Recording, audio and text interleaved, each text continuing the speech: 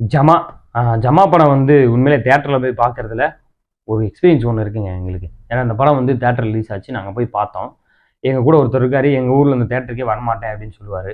அவர் கஷ்டப்பட்டு அன்றைக்கி கூட்டு போய் உட்கார வச்சு படத்தை பார்த்துக்கிட்டே இருக்கேன். ஃபர்ஸ்ட் ஹாஃப் ஓடிட்டே இருக்கு. இன்ட்ரோல் கூட போகிற டயத்தில் வந்து பார்த்தேன். இன்ட்ரோல் விட்டாங்க. ஆமாம், இன்ட்ரோல் விட்டுட்டு செகண்ட் ஹாஃப் ஸ்டார்ட் ஆகி ஒரு 5 நிமிஷம் ஆயிருக்கும், படத்தை நிப்பாட்டிட்டாங்க. சரி, கரண்ட் போச்சு போல, படம் ஓட்டுவாங்க பார்ப்போம் அப்படின்னு சொல்லிட்டு உட்காந்துட்டு இருக்க நேரத்தில் என்ன சொல்லிட்டாங்க, உள்ளே ஃபயர் ஆயிடுச்சு, படம் ஓட்டல, போயிட்டு வாங்க அப்படின்ட்டாங்க. என்னங்கடா அது அப்படின்ட்டு இருந்து இந்த மனுஷனை கூப்பிட்டு வந்தான். அந்த நேரம் பார்த்து இப்படி ஆகி போச்சு. இனி இந்த நம்ம கூப்பிட்டு அந்த தேட்டருக்கு படத்துக்கு வரமாட்டாப்ல, சரி அடுத்து பார்த்துக்குறோம் அப்படின்னு சொல்லிட்டு இருக்க நேரத்துலேயே வந்துட்டு இந்த டிக்கெட் காசையே திருப்பி கொடுத்துட்டாங்க. இல்லைங்க, படம் ஓட்டல, ஃபுல்லாக பார்க்கலன்னாங்க, டிக்கெட் காசு கொடுத்துட்டாங்க. அதனால அவர் எதுவும் பேசலை. டிக்கெட் காசை வாங்கிட்டு வண்டி எடுத்துகிட்டு வந்துட்டோம். அதுக்கப்புறம் நான் மட்டும் போய் என்ன பண்ணிட்டேன், அங்கே தேட்டரில் போய் கேட்டு செகண்ட் ஹாஃப் மேலே போய் படத்தை பார்த்துக்கிறேன் அப்படின்னு சொல்லிட்டு செகண்ட் ஹாஃப் மேலே போய் படத்தை பார்த்துட்டு வந்தேன்.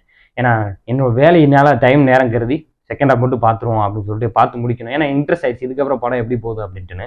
அதுக்கப்புறம் செகண்ட் ஹாஃப் மட்டும் பார்த்துட்டு வந்து சொன்னேன், படம் நல்லா இருக்குண்ணே, செகண்ட் ஹாஃப் தான் இப்படி தான் அப்படின்னு சொன்னேன். நாங்கள் போய் பார்க்குறோம் அப்படின்ட்டு அவங்க போய் ஃபஸ்ட்லேருந்து பார்த்துட்டு இருந்தாங்க படத்தை. ஃபஸ்ட்லேருந்தே பார்ப்போம் அப்படின்னு சொல்லிட்டு. எனக்கு தெரிஞ்சு ஒரு தேட்டர்லேயும் சரி ஓடிடிலையும் சரி ரொம்ப ரொம்ப வந்து ஒரு ஒருத்தான ஒரு படம் தான் ஜமா.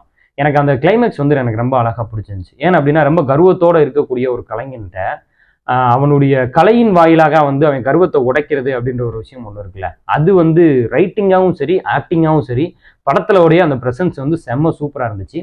அந்த அந்த அவங்க அப்பா வந்து ஆடுற மாதிரியே காட்டுறது, இதெல்லாம் வந்து சினிமா தன்மையோட ஒரு ட்ராமாட்டிக்காக வந்து பண்ணியிருந்தாலும் எனக்கு அவன் அந்த உட்காந்து அந்த அழுது அந்த குமிச்ச சீன்லாம் வந்து சூப்பராக பண்ணியிருந்தாரு.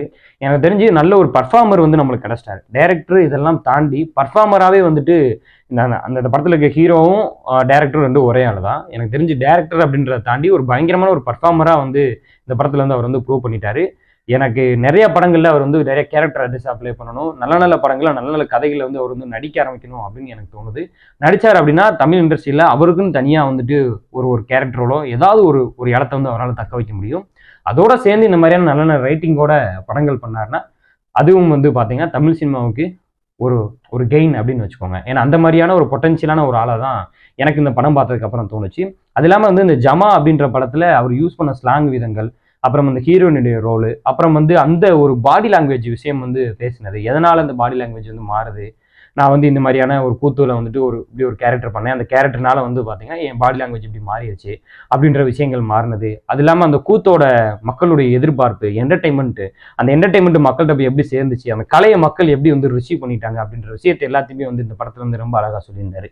அது மட்டும் இல்லாமல் அந்த கலைஞர்களுக்கு இருக்கக்கூடிய ஒரு சங்கம், அந்த சங்கத்தின் வாயிலாக யார் வந்து இங்கே வந்து பார்த்தீங்கன்னா இந்த கூத்துல ரொம்ப ஒரு முன்னணியான ஒரு கதாபாத்திரத்தை வந்து எடுக்கிறது, அதுக்கு வந்து அவங்க எப்படி வந்து அந்த கதாபாத்திரத்தை வந்து யாருக்கு கொடுக்குறது அப்படின்றத தேர்ந்தெடுக்கப்படுறாங்க. இந்த விஷயங்கள் எல்லாமே வந்து ரொம்ப யதார்த்தமா எளிமையா வந்து டைரக்டர் வந்து எழுந்தது மட்டும் இல்லாம காட்சி அமைப்புமே வந்து பாத்தீங்கன்னா அந்த வாயிலாக தான் இருந்துச்சு. அமேசான் பிரைம்ல தான் இப்போ ஓடிடில இருக்கு அப்படின்னு நினைக்கிறேன். தியேட்டர்ல இந்த படம் பார்த்தேன். நான் கண்டிப்பா திரும்ப ஓடிடில அமேசான் பிரைம்ல இந்த படத்தை வந்து பார்க்கணும். பார்த்துட்டு கண்டிப்பா நிறைய ஷார்ட்டை பத்தி நிறைய விஷயங்களை பத்தி இந்த படத்தை பத்தி பேசணும்னு எனக்கு ஆசை இருக்கு. கண்டிப்பா அதை பத்தி நான் வந்து தனியா வந்துட்டு ஜமா டீட்டெயிலிங்கா அல்லது டீகோடிங்கா எப்படி வேணா வச்சுக்கோங்க, ஒரு முழுமையான ஒரு விமர்சனத்தை வந்து நான் வந்து சொல்றேன்.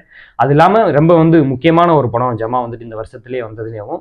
ஏன்னா ஒரு கம்மியான பட்ஜெட்ல, அதுவும் வந்து எந்த விதமான பெரிய நட்சத்திரங்களும் இல்லாம ஒரு சின்ன சின்ன நட்சத்திரங்கள், அறிமுக நட்சத்திரங்களை வச்சுக்கிட்டு இந்த மாதிரியான ஒரு படம் பண்றது ரொம்ப ரொம்ப ஒரு முக்கியமான ஒரு படம்.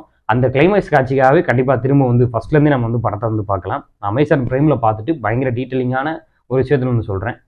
நீங்களும் பார்க்காதவங்கலாம் அமேசான் பிரைம்ல இருக்கு, பாருங்க. நன்றி.